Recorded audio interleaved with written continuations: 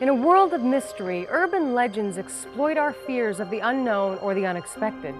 We love passing on stories of surreal happenstances or offbeat stunts with a tragic twist. But are they real or imaginary? I'm Natasha Henstridge. Join me on a journey into a world between fact and fiction, the world of urban legends.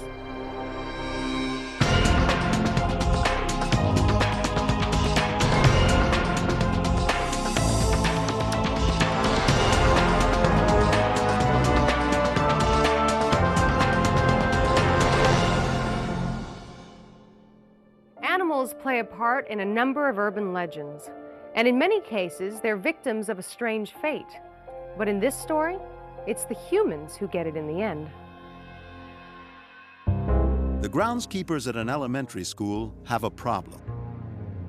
A wayward gopher has taken up residence on school property, and its underground excavations are ruining the playground. They decide to trap him.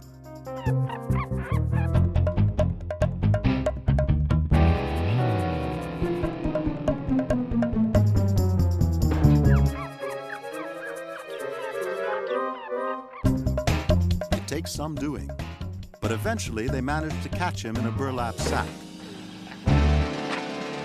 And it took so long that one of the guys even named the critter. They bring the animal into the gardener's shack. What do we do now? Well, I say we keep him. The gopher's got to die. Go get a shovel and smack him.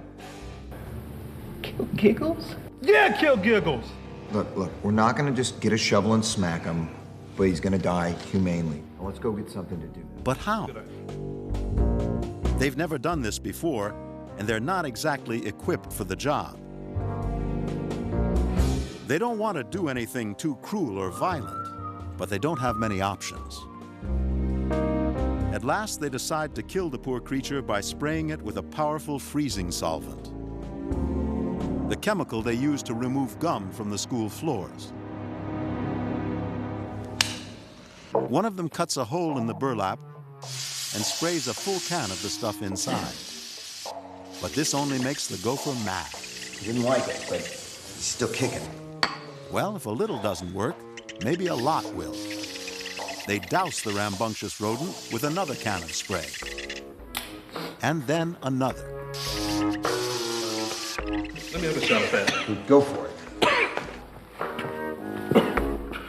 But all this does is get the guys dizzy from the noxious fumes. The gopher remains alive and kicking. Completely stumped, the men puzzle over what to do next. And while they mull it over, one of them decides to have a smoke. Big mistake.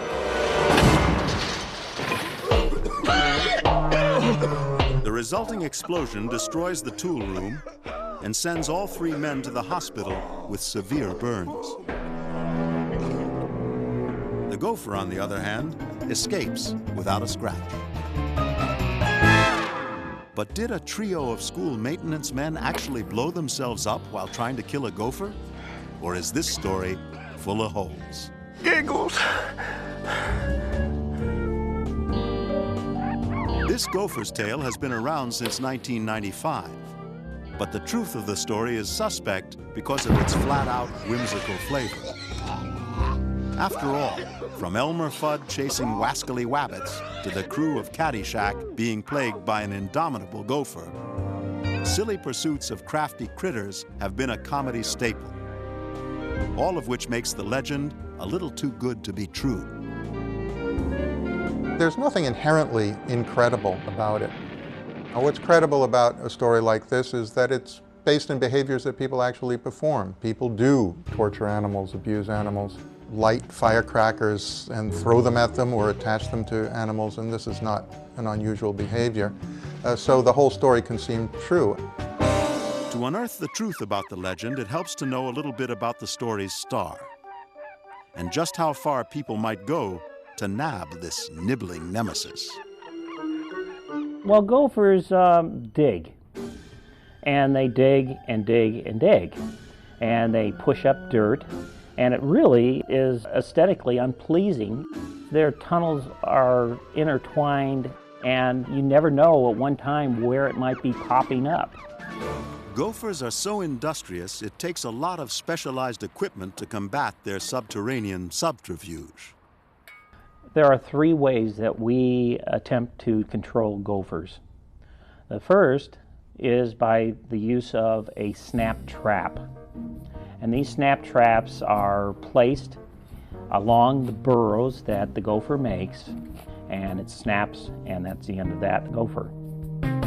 The second method that we use to control gophers is by the use of a fumigant. It comes in a nice, easy-to-use pellet.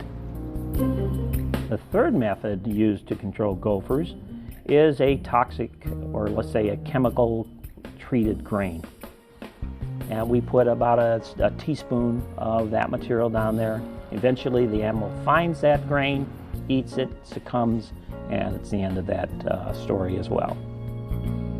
But the legend features a different method of attack, a freezing solvent. And in fact, there is such a chemical, which is used by janitors to remove gum from hallway floors. It works by simply freezing soft materials into a hard solid that can be removed. But it has another quality.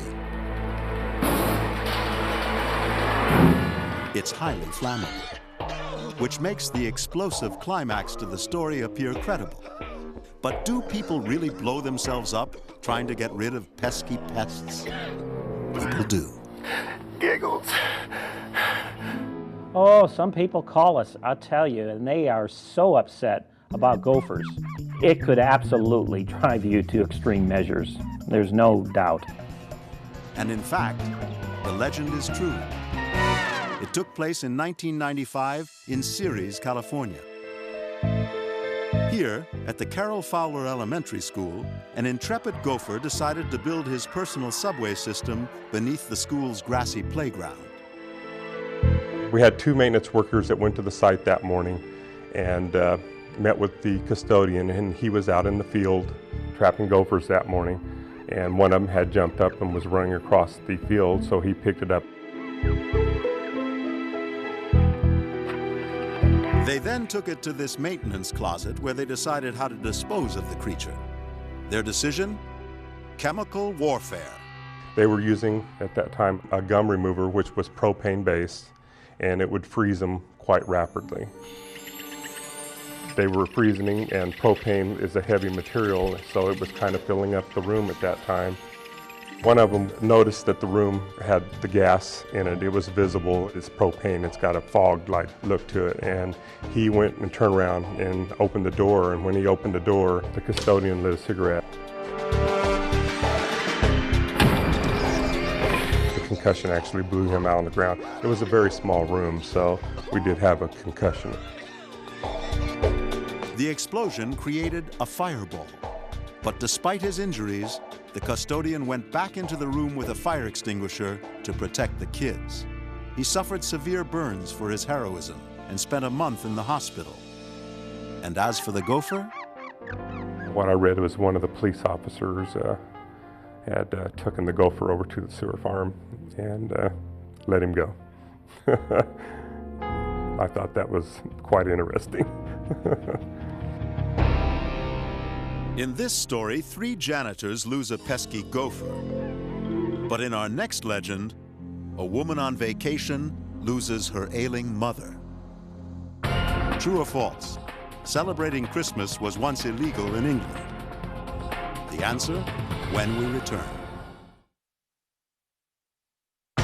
Was celebrating Christmas once illegal in England? True.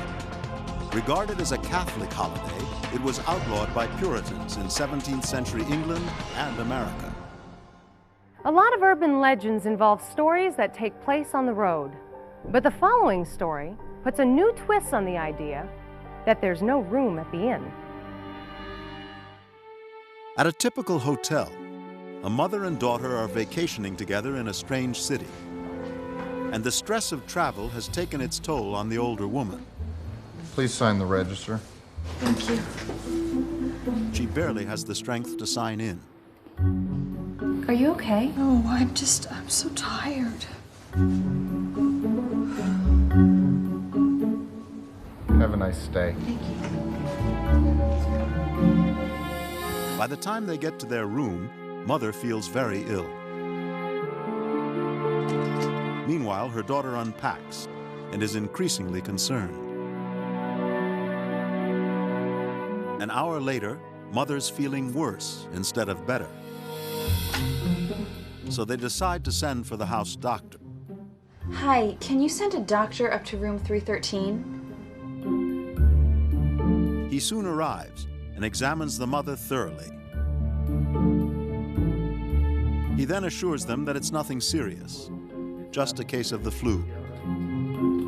He writes a prescription along with directions to a pharmacy, which is some distance away. Thank you, doctor. You're welcome. I'm just gonna get the prescription. I'll be right back, okay? The young woman makes her mother comfortable, then goes out to retrieve the medicine. But in the crowds of the strange city, she gets lost.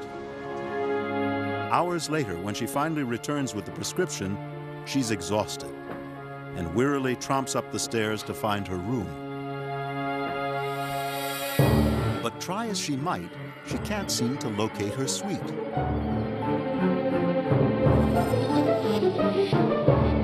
She walks up one corridor and down another with no luck. Completely confused, she finally gives up and heads to the lobby for help. Excuse me? Yes, how may I assist you? There, she finds a new clerk behind the desk. I'm sorry, I feel like an idiot, but... She asks him to direct her to her room. What's your room number? 313? There is no 313. But the clerk claims there is no room in the hotel with that number. She must be mistaken. She tells him that she checked in only hours ago. And she describes the other clerk and the hotel doctor who assisted them. Other clerk sent up the house doctor. But the new clerk claims he's been on duty all day. And there is no hotel doctor. This is ridiculous. We signed in. We signed the register. We see that. Further, neither her nor her mother's name are in the register. She doesn't understand. All she knows is that her mother is sick and needs her medication. She's insistent. She threatens the clerk. I am gonna get to the bottom of this. Ma'am? Then heads off to search again for her mother. So leave the hotel right now. Get your hands. But the clerk won't let her just wander through the hotel. And when she resists, he brusquely escorts her out of the building. Let me in! Let me in! What is this? The Twilight Zone? Let me in! My mother... Even as she shouts in vain for her lost mother, whom she never sees again. Hey! This legend has resided in the public imagination for about a century. It's often set in Paris during the Great Exposition of 1889. The women in question are usually foreign visitors to the fair. Like many legends, it's a tale of urban paranoia about the dangers of being a stranger in a strange land. Some versions have the woman returning to the hotel only to find that the clerk no longer speaks the same language. Again, this underlines the sense of being isolated in a moment of desperate need. This particular urban legend has an underlying message involving a fear of being stranded or isolated. For example, the daughter in this particular scenario is left stranded and her loss is unacknowledged, and she has to contend with it. It's a fear that we might have of losing something without others acknowledging it. Such tales are psychological thrillers that play with the protagonist's mind and challenge their very sanity. This particular urban legend could have been formed by an actual event, and in this particular case, the daughter in the story could have been delusional. Maybe.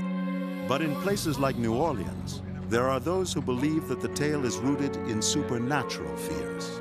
The vanishing hotel room is the work of ghosts. Such is the case with the landmark Monteleone Hotel.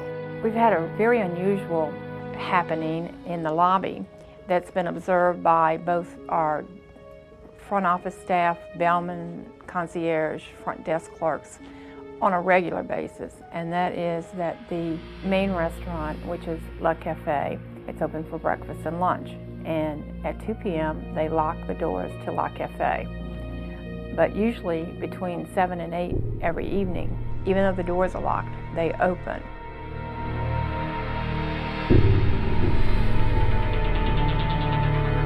And then close by themselves again.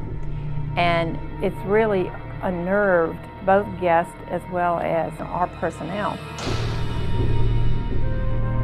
These bizarre goings-on are said to be the ghosts of the Monteleone family themselves.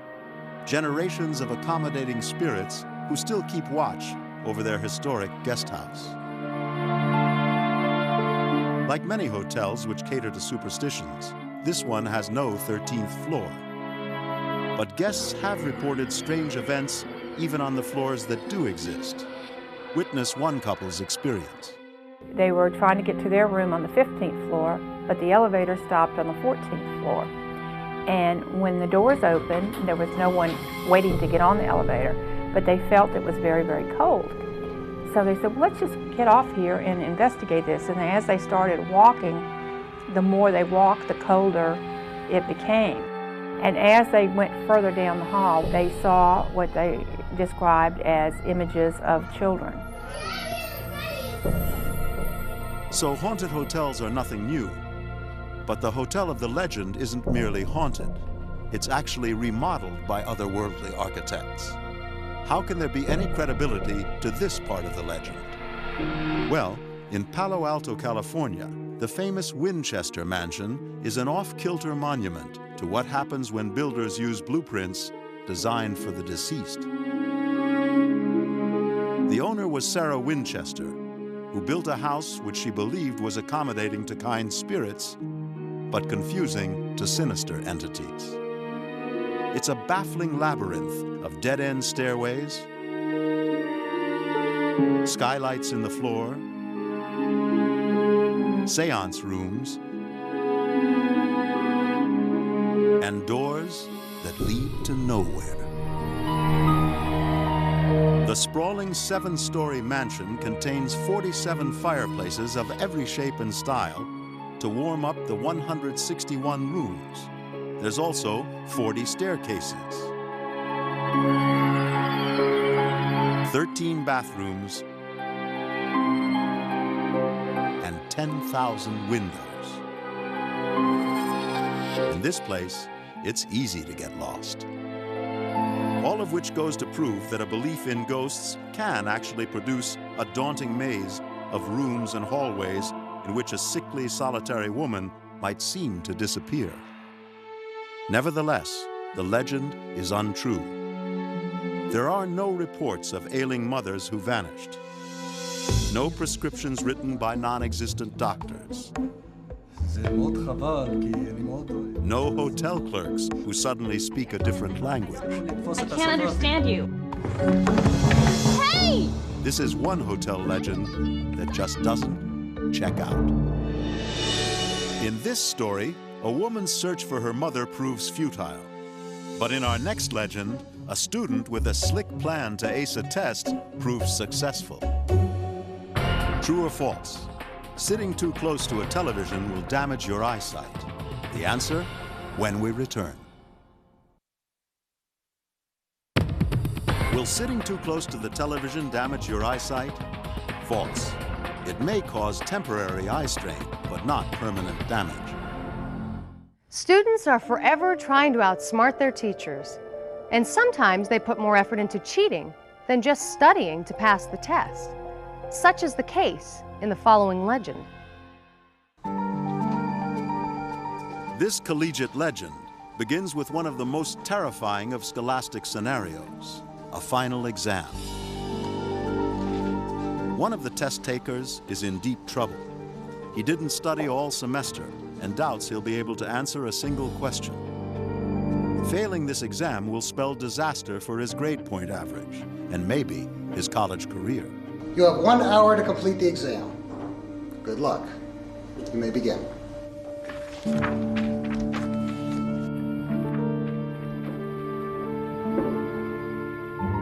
But it's too late to do anything. Or is it? As he stares at the blank blue book, he comes up not with answers to the test, but with an ingenious plan. First, he copies down all the test questions into the book, leaving room after each one for an answer.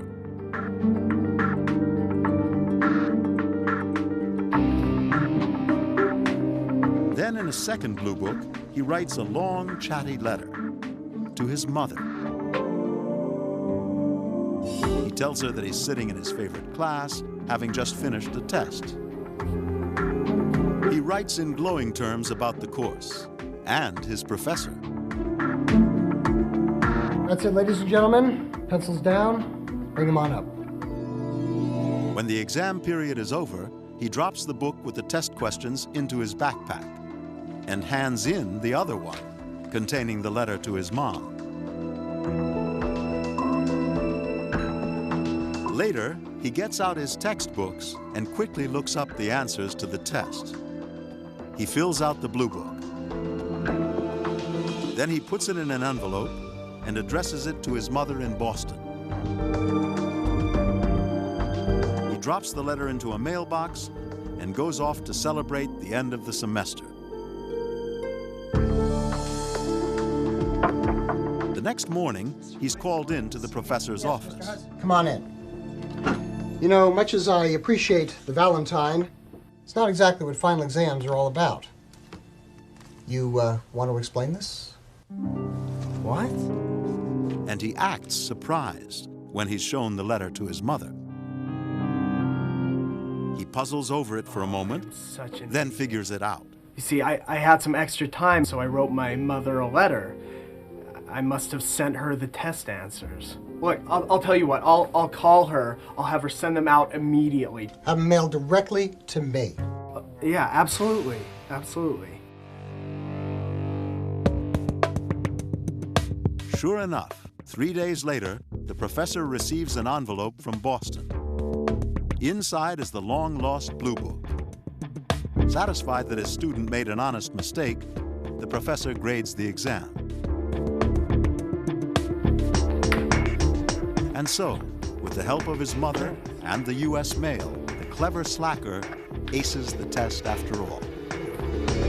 But did a student really pull off this cheat-by-mail scheme? Or does this story warrant a tougher examination? The basic question raised by the legend is pretty simple. Do students find elaborate ways to cheat? And the answer is academic. Of course they do. I don't know of any elaborate ones myself, but I've heard of fraternities and sororities passing copies of tests to their brothers and sisters. I don't know, not me. For years now, there have been mail-order services and websites that actually sell term papers, which students sometimes pass off as their own work.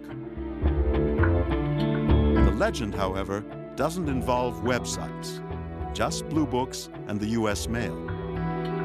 And there's really nothing about the story that makes it impossible. We know that all students do not get caught when they cheat. It is like anything else. They may bring in something just as common as Kleenex that they take out during the exam, on the bill of their hat during the exam. They and their friend might be using their telephones to connect to each other during the exam by giving A, B, A, B, A, B, or whatever. They might be writing on their thigh. They might be writing on other body parts. I think that in today's society, there are a lot more pressures all over the place. Now, cheating on exams or cheating in life is as old as humanity. I think it's basically people wanting to get something for nothing. So some people will always go for the scam where they are able to somehow outwit someone else, outsmart someone else, and get something for what they feel is nothing. When in fact, it takes a lot of work. Which goes to the legend's credibility. Is the difficulty and risk of pulling off this scam right under the nose of a professor so high that a student would never dare try it? Well, we can take a lesson in human nature from the tables of a Las Vegas casino. Another place where the temptation to cheat is great and the chances of getting caught are pretty good. Scams are tried here all the time, and some involve the same kind of sleight of hand the student used to ace his test. There's a thing called hand mucking, and hand mucking is basically just the art of switching cards in play. Take a look at these two cards. They total 12. But as I pick them up to examine them and then turn them over one more time, now they're a blackjack. So I switch cards in the game. So that's hand mucking, switching cards in play. It all happens under the watchful eye of the dealer and a high-tech security system. And even though most cheaters know they're being watched, they still keep trying, and they still keep getting caught. So a student with his entire future on the line might easily gamble it all to score a grade he didn't earn. Furthermore, professors don't have high-tech security systems to catch the cheaters. Or do they? Well, at the University of Virginia, one physics professor found a way to keep his students honest by having them hand in term papers via the internet. Starting in 1999, all the papers, all these term papers, started coming in electronically, and we graded them and we returned them. So I have in my collection now every paper that's been submitted since 1999. Then in December of 2000, word leaked that some students were submitting reused term papers. Now, at that point, I already had 1,500 papers in the collection, and looking through them for recycled work is a needle in a haystack problem. So I needed help. I needed a computer program to do it. It was very simple. I wrote it in an afternoon. The program scanned the 1,500 documents to find matching strings of text, proof that a paper had been copied. When it was all over, 45 students either left the university voluntarily or were found guilty at trial and expelled. Which helps to explain why the legend of the exam scam never actually happened. Students are clever, but their professors were students too. They've heard all the stories and all the legends. And they're wise to pretty much every trick in the book. In this story, a student gets away with cheating. But in our next legend, a man gets away with a lot more than that. True or false? A shoplifter once hid a frozen chicken under her hat and passed out from the cold. The answer, when we return. Did a shoplifter pass out when she hid a frozen chicken under her hat? False. It was a bogus story reported in the Swedish press. Lawbreakers are always looking for a way to evade justice, but rarely do they achieve this with the help of law enforcement itself. This legend begins with a man doing something that no one should ever do: driving while intoxicated. A hazard to himself and to everyone else, he tools along in his own world, oblivious to all others.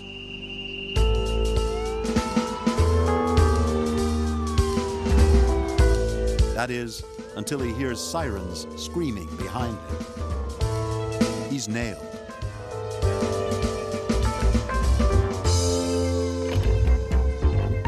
And he's got no choice but to pull over and have a talk with the police officer.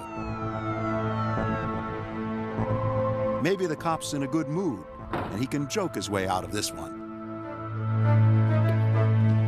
How you doing, officer? Sir, you were weaving all over the road. Well, you think they make these roads straighter? But one look at the officer says he's not going to get a break. I'm going to need you to step outside the car, sir. Okay. He complies, though in his drunken state, it's easier said than done. The stone-faced cop administers the usual field sobriety tests. Wait. The driver fails with flying colors. Okay, that's enough. Still unconcerned with the gravity of his situation, he tries to cajole the cop into letting him off with a warning. Come on, Mr. Big Man with a gun now? Nothing doing. The officer is all business. But as he's about to put the drunk driver in the back of his police unit, an accident happens right across the street. You think I had too much to drink? 7 Mary 3, 7 Mary 3. I'm on the corner of Long Canyon and Wood Ranch. I got a single car accident. I'm going to need assistance and an ambulance. I should wait right here. He tells the drunk to wait while he checks for injuries. And the tipsy driver looks on at the accident for a moment. Then, through the fog of inebriation, he comes up with what he thinks is a great idea.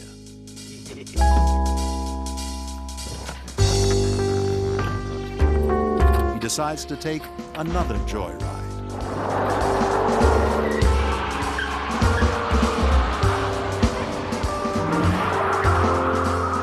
The cop can only stand there and watch.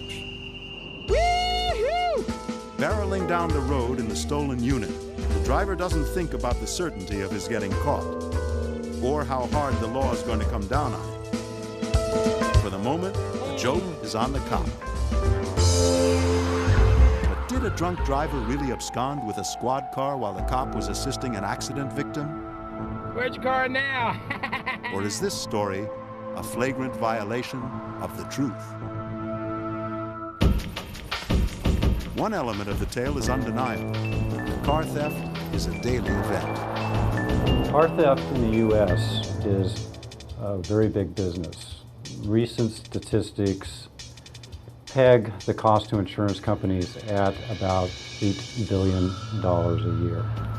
Statistically, the number of cars comes out to be about one vehicle every 20 seconds.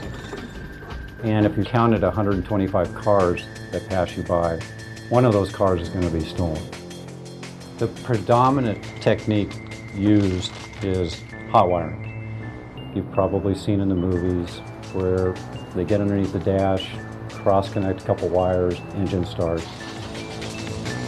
To hotwire a vehicle for a professional, less than a minute. In one version of the legend, the stolen car ends up at a common destination, a chop shop. Well, the auto thieves a lot of times are stealing the cars because they are using them for the parts. Parts they're supplying either to crooked body shops because there's a lot of money in those parts, such as the motors and fenders and interiors. But are any of these thieves stealing police units? I'm not aware of police cars being stolen. I don't know. Thank God, hasn't happened to me, so. And there are plenty of good reasons why this is the case. I think it is hard to steal a police car. I think the fact that the officers are usually around their vehicles, the fact that the officers are constantly keeping a watch on their equipment, whether it be their motorcycle, their patrol car, it makes it very difficult to steal a car. Obviously, there's a license plate, there's a number on the roof of the vehicle. If we've got air support, we're going to catch that car. We're going to find out exactly where it's at, and we're going to have dozens of officers looking for that patrol car.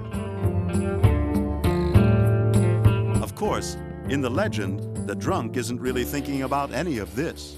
All he needs is a car with the keys in it.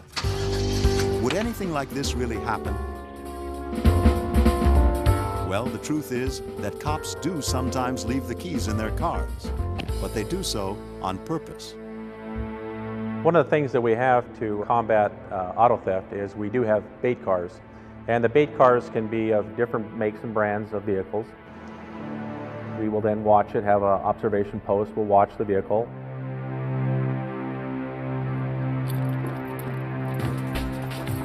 And we'll watch the suspect actually enter the vehicle and drive off and steal the car. And then we let the black and whites be aware when he's coming their way. He's away southbound on the boulevard. We're shutting him down. We will then activate a switch that we're able to stop the vehicle from proceeding any further, and locks up, totally locks him inside there. He's trapped, just like a rat. And from the evidence of these police videotapes, car thieves are not, as a rule, the brightest of people. There's the key. There's the key. There's the window. Hey, let me get it. Let me get it. Let me get it. Go.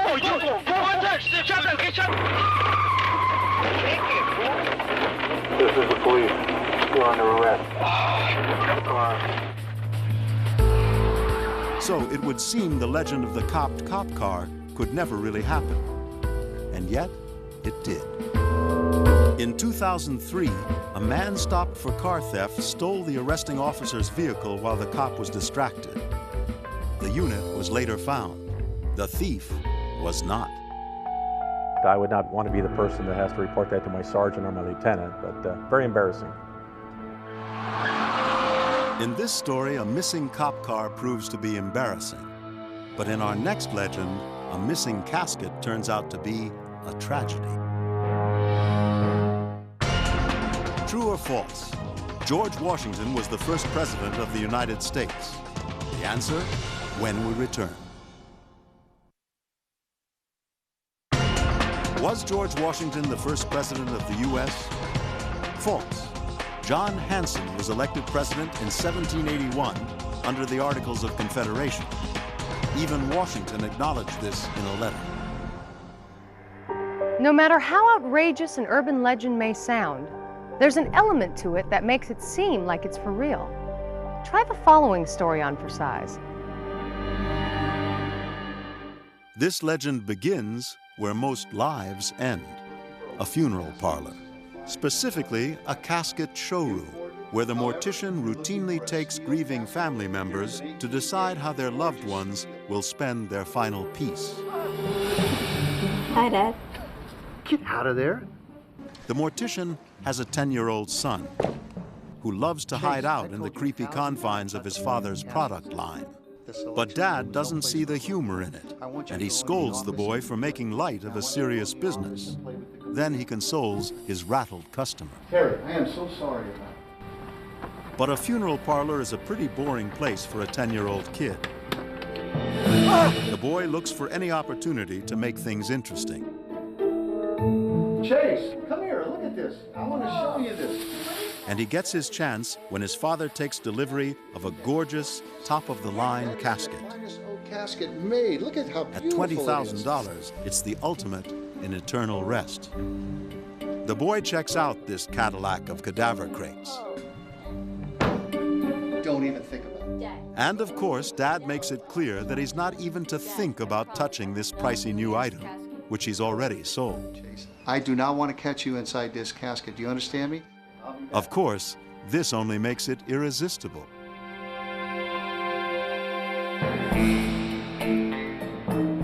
And soon after, when Dad's not looking, he sneaks into the showroom.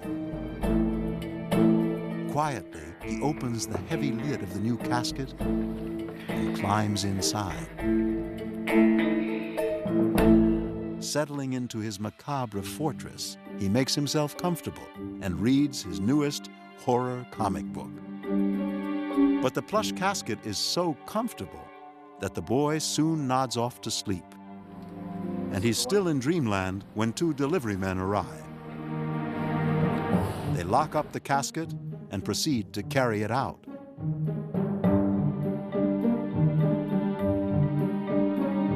The motion wakes the boy up. He pounds on the lid of the well-upholstered body box. But thanks to the extra thick padding, his hammering goes unheard.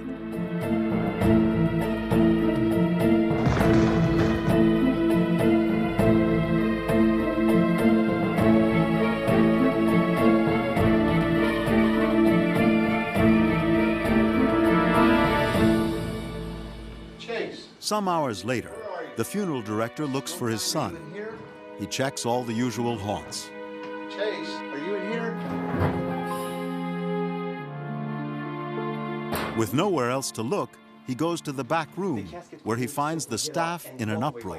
What do you think happened? The new deluxe casket has disappeared. The director learns that the embalmer was delayed in delivering the casket's intended occupant. The coffin was picked up empty. Or was it? You did what? The director has a horrifying thought, and he calls the delivery service. Because the guys who picked up the casket were from the crematorium. Have you all received a Excalibur from us today? And by the time he tracks it down, it's too late. It what? The casket is already in the incinerator. But did a napping boy really meet his eternal reward in a cremated casket? Or is this story all smoke and no substance?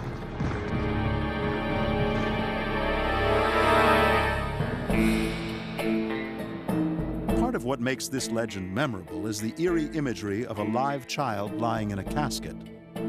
It's not only sacrilegious, it's also illegal. The law forbids selling a casket that a live person once occupied. And this suggests the legend is fiction. A funeral home director would never tolerate his son's macabre penchant for hide and seek. Furthermore, stories that exploit our apprehensions about death and burial have been told for centuries, most famously through vampire lore. But the legend has a modern ring because it reverses the traditional story. Vampires are the undead who leave their coffins to join the living. In the legend, a living boy sneaks into a coffin to join the dead. Still, both versions traffic in the same emotion. The key emotion here is essentially fear. This is such a poignant example of tempting fate, of snubbing our nose at death. What this urban legend says about our fear of death is that we shouldn't tempt it or play with this kind of a serious outcome. By playing with it, there might be a severe consequence. What makes the legend so disturbing, of course, is the pointless death of a young boy. And it resonates, not because we mourn his loss, but because we identify with his dilemma. I think this goes back to the early days when we were children, the fear of suffocation, the fear of drowning. We live in a death-denying society. None of us likes to think about the fact that someday we're all going to die. It's something that happens to other people, so it's a horrible fear that I think everyone sort of secretly has. But does the legend make logical sense? It claims that the casket is so heavily padded, the boy can't be heard from inside. But while the upholstery can be plush and the containers airtight and even waterproof, they aren't soundproof. The boy would be heard. Yet, another version of the legend claims he never woke up from his nap. How plausible is this scenario? I haven't heard of a 13-year-old or a child or pre-adolescent falling asleep in a coffin, but that type of environment is conducive to sleep. And that age distribution tends to be very sleep deprived anyway. They're very deep sleepers. So it wouldn't be unusual for a child or adolescent to fall asleep in an unusual situation. But another reason to doubt the story is the shock value cremation still has to Western sensibilities. I think I signed off on it this afternoon to the crematorium. You did what? We're much more comfortable with the notion of burial. And if there's an accidental burial, sometimes the corpse, can be revived or resuscitated. But once you've been cremated, there's no going back. There's no salvation with ashes. Once you're cremated, it's finished. There's no way that if there's been a mistake, you cannot rectify that mistake. So cremation is truly a final disposal of the body. Question is, could a live body placed in a casket end up getting cremated by mistake? We never cremate anyone without opening the container to make sure that, that's who it is, to confirm the identity. And we just don't do that. Furthermore, before a cadaver is subjected to the fire, it's usually removed from the casket and cremated in a cardboard box. This box was empty, but the process does demonstrate that too many safeguards are in place for the legend to be true. It would be hard for me to realize how something like that could happen, unless the mortuary or the crematory just never paid any attention and stuck the casket in the chamber and let it go. But this never happened. The story may continue to be resurrected because of its emotional power, but this is one urban legend that can finally be laid to rest. For thousands of years, storytelling has been humanity's greatest passion. Whether imaginary or mostly true, engaging tall tales will always be with us. And so too will the need to examine the fascinating facts behind urban legends.